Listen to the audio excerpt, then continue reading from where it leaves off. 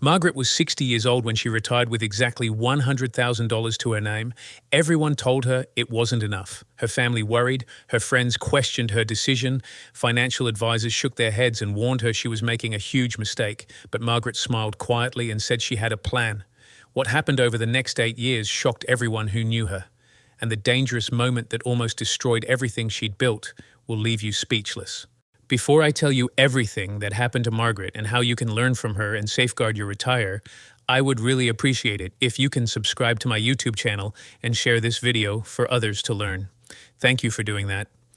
So back to it. Margaret had been a school librarian for 37 years in a small town in Pennsylvania.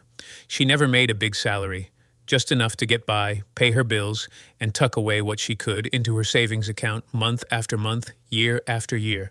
When she finally retired, her savings account showed $100,000.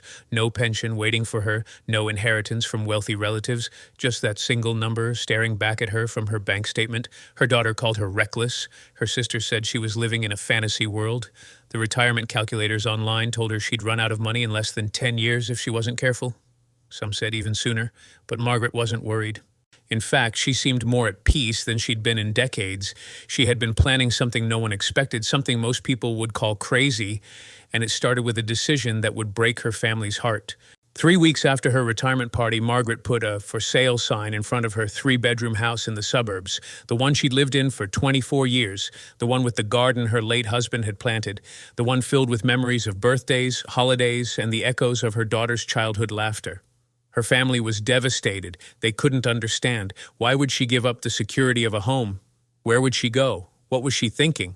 But Margaret had done the math. That house was costing her nearly $1,800 a month between property taxes, insurance, utilities, and maintenance. Money that was slowly draining her savings with nothing to show for it. The house sold within 6 weeks.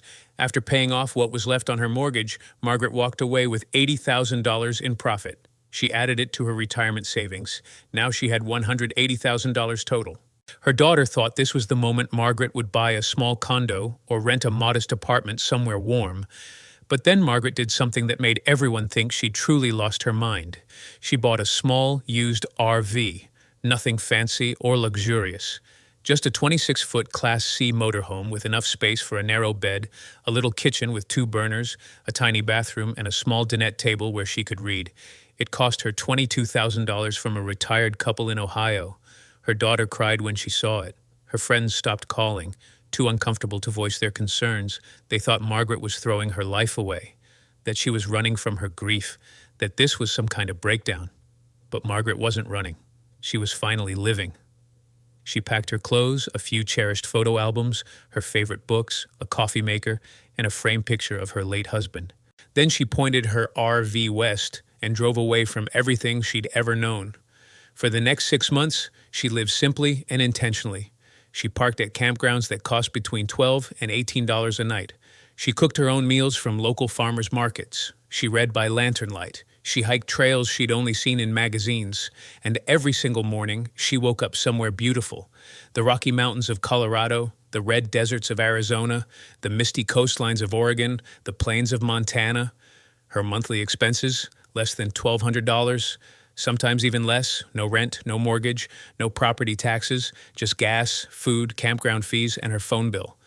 People she met along the way started to notice something. Margaret wasn't just surviving on a tight budget, she was thriving. She was healthier than she'd been in years. Her eyes sparkled again. She laughed more. She seemed lighter, freer, more alive. She joined online groups of solo RV travelers. She attended campground potlucks. She swapped stories with other retirees who'd chosen the same unconventional path. For the first time since her husband died, Margaret felt like herself again. But then, something happened that could have destroyed everything. It was a Tuesday morning in early October. Margaret had parked her RV at a campground outside Santa Fe, New Mexico. The fall air was crisp. She'd just poured herself a second cup of coffee when her cell phone rang. The caller ID showed a number with her bank's area code. She answered. A man's voice, calm and professional, told her he was calling from her bank's fraud prevention department. He said they'd detected suspicious activity on her account. Someone in Florida had tried to withdraw $5,000 just minutes ago. They stopped the transaction, but they needed Margaret to verify her information immediately to secure her account. Margaret's heart dropped into her stomach. This was her entire future on the line. Everything she'd saved, everything she'd worked for, everything she needed to survive. The voice on the other end sounded so legitimate, so concerned. He knew her name. He knew her bank. He even knew the last 4 digits of her account number. He asked her to confirm her full account number, then her social security number, then her online banking password, just to reset the security protocols, he said. Margaret's hands started shaking. The urgency in his voice made her panic. She opened her laptop, ready to log into her account like he asked. But then, just as she was about to type, she remembered something. A small, quiet voice in her memory. Her late husband, Tom, used to say it all the time when salespeople would pressure them. Margaret, when someone rushes you, that's exactly when you need to slow down. She stopped typing. She asked the man, "Can I call you back at the bank's main number?" There was a pause. Then his tone changed. It became colder, more insistent. He said there wasn't time, that if she hung up, the fraud department wouldn't be able to help her, that her money would be gone. That's when Margaret knew. She said, "I'm calling my bank directly," and she hung up. Her hands were trembling so badly she could barely dial. She called the number printed on the back of her debit card. When the real bank representative answered, Margaret explained what had just happened. The representative's voice was gentle but serious. "Ma'am, that was a scam. We would never call and ask for that information. If you had given it to them, they would have emptied your account within minutes." Margaret sat there in her tiny RV, staring out at the New Mexico desert, and she cried. Not because she'd lost money, but because she almost did, because she came within seconds of losing her entire future to a stranger's voice on the phone. $158,000, everything she had left, nearly gone, almost stolen by criminals who made a living preying on retirees just like her. She thought about all the people who hadn't been as lucky, who'd trusted the voice, who'd given the information, who'd lost everything. Before I tell you how Margaret's story ends and what she did next, if you're someone who values real, honest stories about money, mistakes, and the hard lessons we learn along the way, I'd really appreciate it if you hit that subscribe button. It truly helps us continue sharing stories like Margaret's, stories that might just protect someone you love from making a costly, heartbreaking mistake. Thank you so much. Margaret kept traveling, but after that terrifying close call, she made some important changes to protect herself. She joined a larger community of solo RV travelers, mostly retirees like herself who looked out for one another. They shared advice about safe places to park. They warned each other about scams making the rounds. They checked in on each other. She wasn't alone anymore. She also set up automatic text alerts on her bank account. Any transaction over $50 sent her a notification immediately. She froze her credit with all 3 bureaus. She created a list of her bank's real phone numbers and taped it inside her RV cabinet. And she made herself a rule. Never answer calls from numbers she didn't recognize. If it was important, they'd leave a message. She also started sharing her story. At campgrounds, at RV rallies, in online forums, she told people what almost happened to her, how close she came, how real the scam sounded, how professional the thief was. And you know what? Her money stretched further than anyone, including Margaret herself, ever thought possible. 8 years later, Margaret is now 68 years old. She still lives in that same RV, though she's replaced the tires twice and upgraded the battery system. She's visited 42 states. She's watched sunsets from the Pacific Ocean and sunrises over the Atlantic. She's made friends in every time zone. She's hiked hundreds of miles.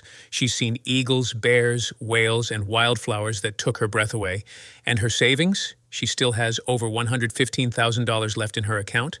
She learned to live comfortably on less than $15,000 a year, and she's never felt richer. Her daughter eventually came to visit her in Utah. They sat together by a campfire under a sky full of stars, and her daughter finally said the words Margaret had been waiting to hear. "Mom, I was wrong. You weren't being reckless. You were being brave." Margaret's story teaches us something powerful that every person approaching or living in retirement needs to hear. Retirement isn't just about how much money you have in the bank. It's about how wisely you use it, how carefully you protect it, and how brave you are to live life on your own terms, even when everyone around you says it can't be done. Margaret also learned a hard truth that saved her future. Scammers are everywhere, and they're getting smarter and more convincing every single day. They specifically target retirees because they know we've worked hard, saved carefully, and built up nest eggs worth stealing. They use fear and urgency to make us panic and act without thinking. But here's the truth you need to remember. Your bank will never call you and ask for your full account number, your social security number, or your password. Never. The IRS won't threaten you over the phone and demand immediate payment. Social Security won't call and say your benefits are suspended.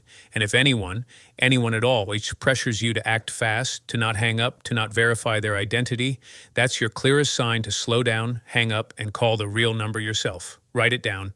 Keep a list of real phone numbers. Never trust caller ID. It can be faked. And if you ever feel that panic, that rush, that pressure, stop. Breathe. Remember Margaret sitting in her RV in New Mexico, her hand hovering over the keyboard, about to lose everything? Remember what saved her, one simple sentence from someone who loved her? When someone rushes you, that's when you slow down. Margaret's daughter eventually apologized. She told her mom she was wrong, that Margaret wasn't reckless or foolish or running away. She was fearless. She was intentional. She was living proof that sometimes the life we're told we can't afford is actually the one we've been able to live all along. We just have to be smart enough to protect it, brave enough to live it, and wise enough to know the difference between a real opportunity and a dangerous trap. Margaret is still out there, somewhere on a back road in America, living her dream on far less money than anyone thought possible. And every morning when she wakes up, she's grateful, not just for the view outside her window, but for the moment she decided to slow down and trust her instincts. That one decision saved everything.